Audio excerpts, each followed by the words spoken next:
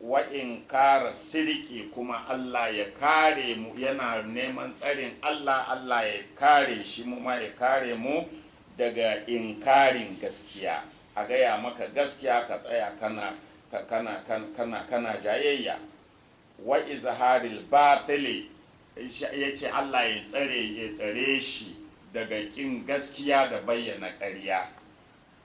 Wa qabuli, ku duba in suka samu hadisan nan na ƙarya da aka kirkiro don faɗin darajojin sahabban nan ko Abubakar ko Umar ko Usman, in suka samu wayannan hadisai har jikin su rawa yake, suna cida suna bari kamar za su rusa mimbari, kuma duk hadisan nan kun san ƙarya ne.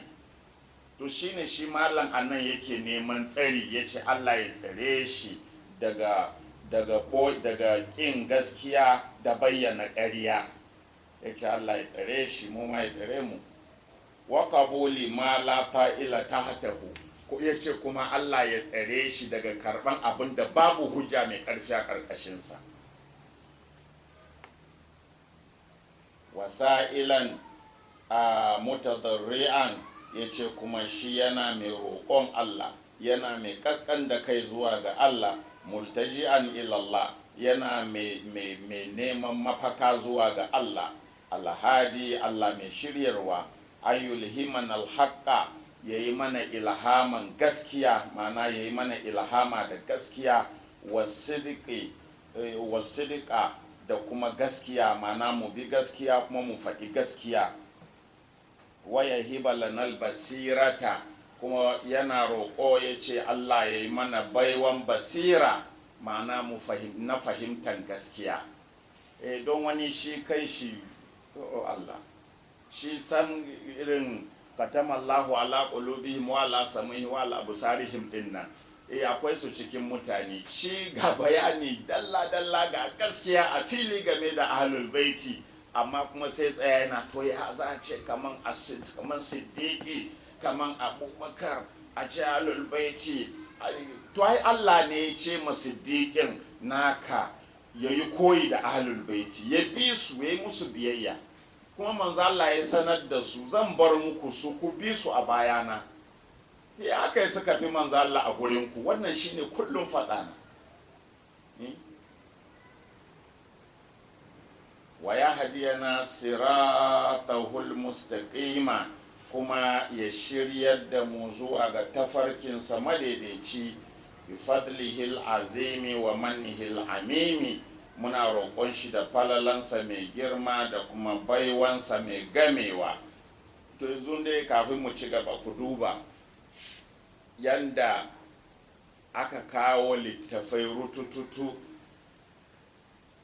aka kuma ambaci malamai rutututu ga su, kuma duka na sunna, littafan duka na sunna, malaman duka na sunna, kuma su ne manyan malamanmu ɗin, wanda in babu su babu komi kenan a sunna.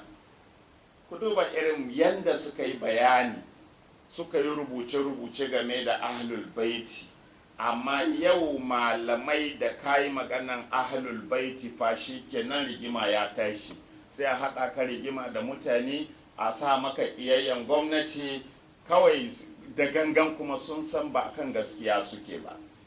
To shi yasa yanzu ku duba wannan bawan Allah Malam Abdul Jabbar, ku dubi abin da yake fuskanta a gurin malaman nan na Kano. An sa za a yi muƙabala, aka zo aka ce ba za a yi ba, an janye, ba za a yi ba, aka zo aka yi ta tafiya a haka, sannan aka ƙullalliya aka ce aje a yi, aka zo aka zauna za a yi ɗin. Sannan sai malaman nan cikin makirci sai suka yi misleading, suka yi amfani da misleading statements, suka yi misleading 'yan jarida, mana suka batar da 'yan jarida, suka zargi malamin da kirkiro hadisi, kuma jarida suka baza har mu abin ya shafe mu, muka gani muka ɗauka maganan gaskiya suke yi. In banda ma kuskure dai Allah ya jarabce ni da kuskure, me zai sa ka yarda da maganan wayannan mutane? Kuma mun san malaman nan, mun san yanda suke, ba masu tsoron Allah bane, ba su san Allah ba. to amma Allah ya gani ya mu kokarin mu yi adalci ne, kuma da kokarin yi ma dan uwan mu faɗa in har haka ya tabbata ashe duk ƙarya suke yi. To yanzu gashi sun yi misleading mutane, sun yi misleading 'yan jarida, sannan to na ji ma an kama shi ko, to ka gani me amfanin wannan? Ba sun yi misleading gwamnati ba.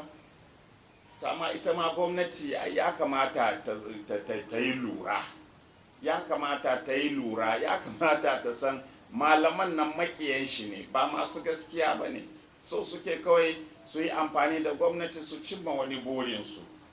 Amma gaskiya tun da muna bayani, ko shekaran jiya ne ko yaushe ai na yi bayani, na kuma ja hankalin gwamnatin da wasu rubuce-rubuce na malaman Saudiya, malaman Makka da Madina.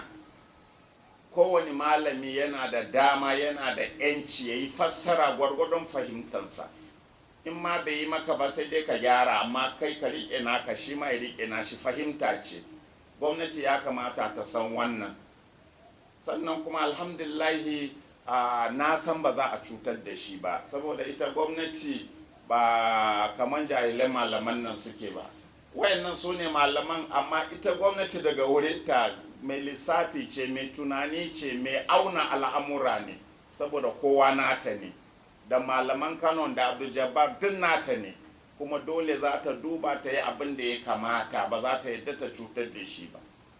Tunda 'yan boko ne wallahi ban jin komai, inda malamai ne to shine abin tsoro, amma tunda 'yan boko ne gwamnati to wallahi akwai sauki, saboda su 'yan boko, bari in ba ku wani labari. Akwai wani babanmu, Allah ya ƙara mishi lafiya, dare da rana muna masa addu'a Allah ya ƙara masa lafiya, kuma Allah ya azurta shi da gamawa lafiya. Babanmu ne kuma baban Najeriya, wanda idan yana farke tunanin shi son Najeriya da kishin Najeriya.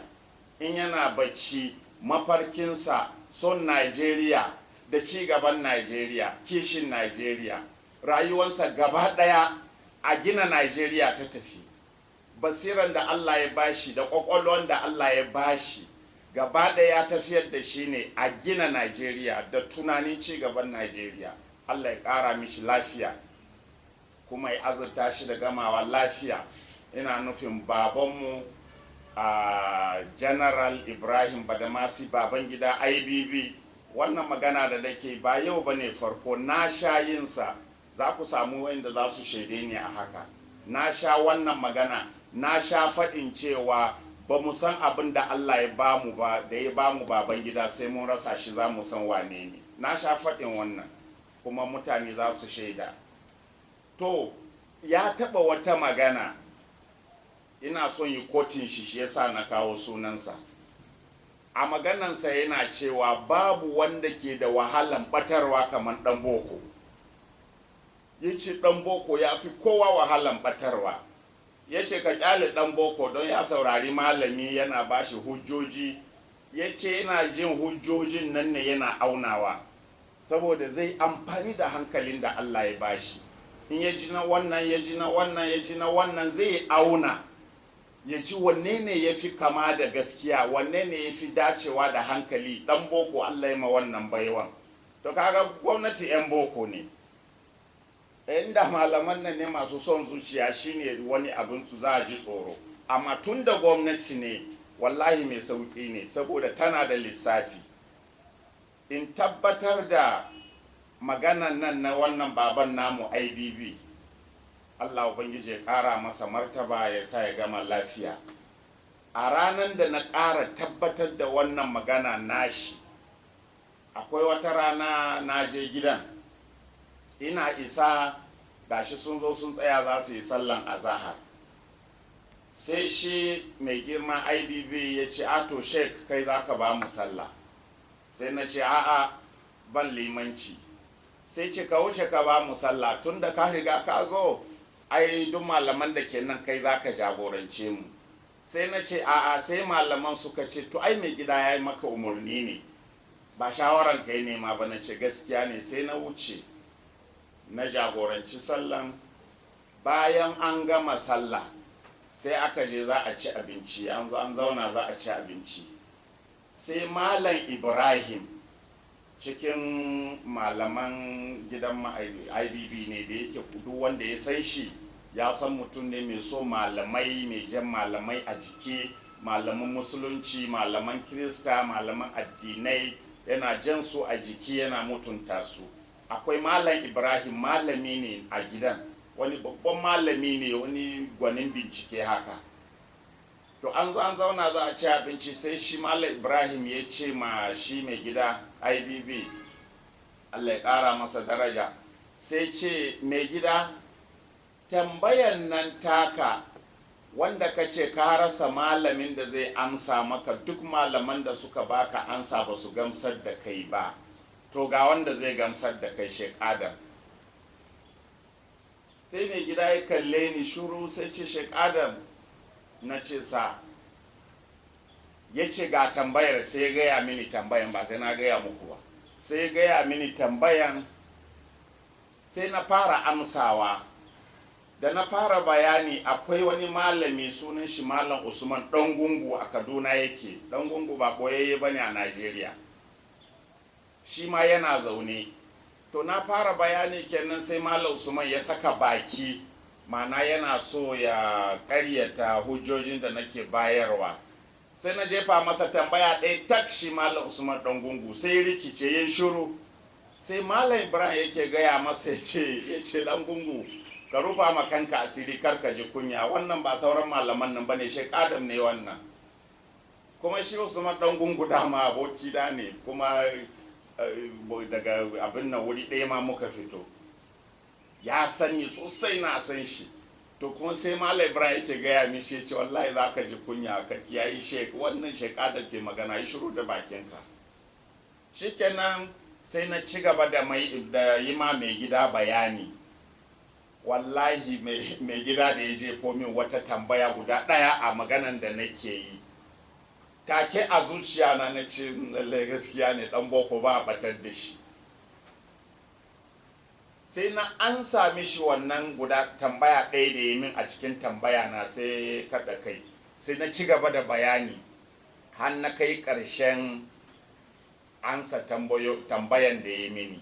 Kuma jama'an da ke wurin gaba daya suka ce, to ai su da ba su fahimci haka ba, malamai ba su yi musu bayani haka ba, wannan ce ai ba mishi bayani haka ba, ai su fahimci haka ba. To a ranan na ƙara tabbatar da maganan babanmu IBB, Allah Ubangiji ka sa ya gama lafiya, Allah ka sa ya raka, Allah ka bar mana shi ya Allah, ya ci gaba da tallafa ma ƙasar nan Najeriya har wani lokaci mai nisa ya Allah. To da haka tun da gwamnati 'yar boko ce, ba ni da matsala, saboda mutane ne masu auna al'amura. Tun da gashi muna ba ta hujjoji akan hukuncin Allah, za ta auna da na malamanta masu son zuciya, duk za ta auna ta gani, sannan za ta saurari wasu malaman ma. Allah dai ya kare mu daga sharrinsu. Me amfanin sharri daga malami? Kuma Allah dai ya sa mutane ma sun san malamai da sharri irin wannan. In ba su son wani malami sai a taro a yi masa sharri, sun san dabarun da za su yi su kullo wani sharri su jefa ma jahilai, shikenan sai a ce ai gashi bai da imani, yayi kaza yayi kaza. Don a dubi ma babban abin haushi wallahi, yanda suka yi mislidin mutane. Kuna malamai, ba Allah a zukatanku, maimakon su tsaya su yi abu saboda Allah, su faɗi gaskiya tsakaninsu da Allah, amma sai suka rikitar da magana yanda za a ɗauka Malam Abdul Jabbar ya kawo wani abu sabo, alhali bambancin fasara aka samu tsakanin shi da su. Kun ga dai irin malaman kenan. Allah ya tsare mu, Allah ya kare mu daga makircinsu.